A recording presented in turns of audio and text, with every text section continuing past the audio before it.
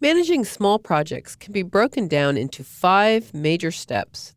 In this movie, I'll introduce each of these steps. Then, we'll cover them in detail in the chapters that follow. With a small project, you might be tempted to dive in and get down to work. But it pays to take some time to get started right. Getting started, also known as initiating in project management circles, is about getting to know what the project is supposed to achieve. Identifying or clarifying the project's purpose helps the customer decide whether the project makes sense. Or it might show that another project would be a better choice. You put what you've learned into a short document called the project summary. Next up in the project management lifecycle is getting organized, otherwise known as planning. This is where you determine how you're going to do everything it's going to take to get the project done. You figure out what work must be done, who's going to do it, when they'll do it, how long it's going to take, and how much everything will cost. Plan out how you're going to manage the project, how everyone will communicate, how changes, risks, and problems get handled, and how you make sure that you meet the customer's expectations. This information comes in different shapes and formats, but it all goes into a set of documents that together represent the project plan.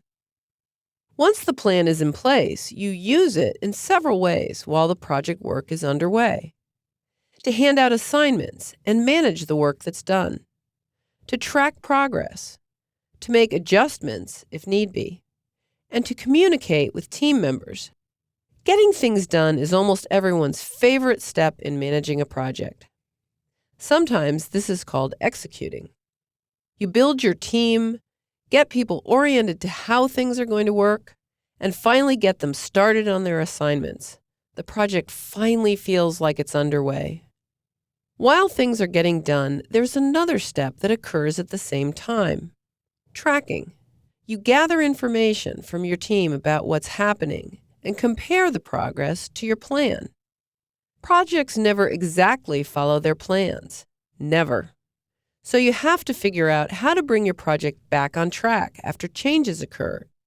When everyone's assignments are done, there's still a bit more to do.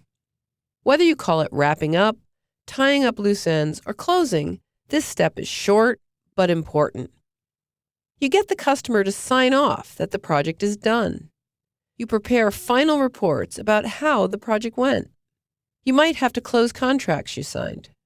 And if you brought in resources from other groups or organizations, you might help them transition to their next assignments. We're going to cover these steps in detail in the chapters that follow.